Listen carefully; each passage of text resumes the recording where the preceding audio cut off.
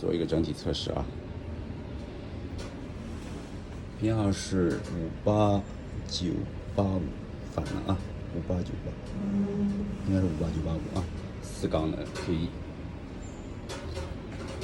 然后我们加压，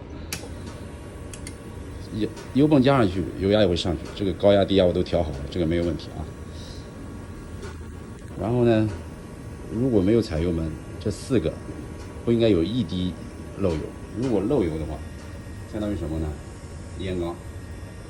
很多车都存在这个问题，就是不加油门它也漏油，这个没问题啊，这个很重要，这是第一点。这个油压是第二点。那我们再看一下动态线性。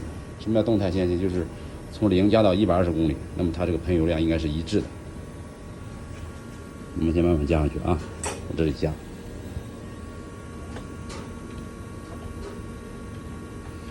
然后加到40到50的时候，这个是个怠速状态，那一致性很好啊，一致性很好。我们看一下这个油嘴的雾化，是第3点。第一嘴，可以达到60分吧。第二嘴，这个要50分了。第3个嘴，这个58分吧。第4个嘴，这个70分。好吧，我这个已经重新校了一遍，又重新清理过。应该说怠速的时候它会有点问题啊，像是这个。但是高速的时候它体现不是那么明显。我们现在继续看线性啊，这第4点就非常重要一点，就是线性，慢慢加速上去，那么它应该是整体往上移的一条线，就是整个过程0到120都是一条线，不能有偏移，这个最麻烦。我这个一般要返工很多次，那慢慢加上去。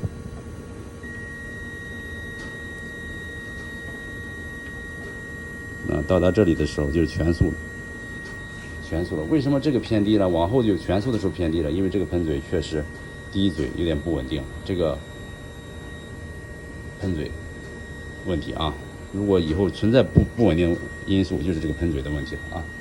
但是呢，中低速是没有问题的。你看中低速下来，大家都一致，因为它的最大流量就在这里了啊。我虽然已经重新通过了，那只能达到这个效果。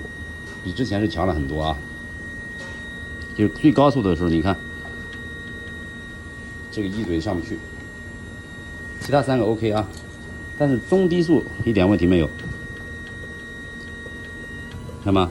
这是中速，大概达到80-90公里的样子，低速也没问题啊，就这一点。好。我们再看一下这个 K1阀控制，现在模拟一个电脑信号，这是第5点了啊，第5点，模拟一个电脑信号给到 K1阀上面去，看它的控制。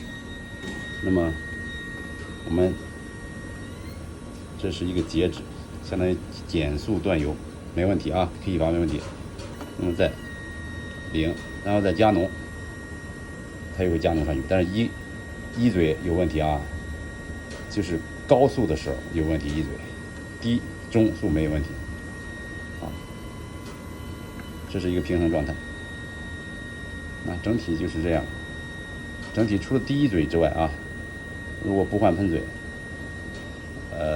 就只能这样了。整体参数是正常的了啊。OK。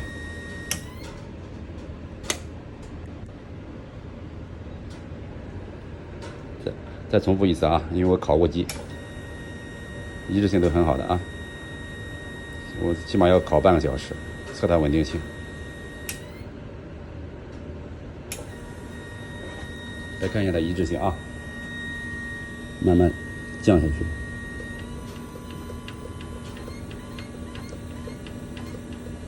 那截止升上去，是可重复性很高的啊。这个很关键，有的你测的可以，不考级，它就会出现问题。你看，对吧？好了 ，OK。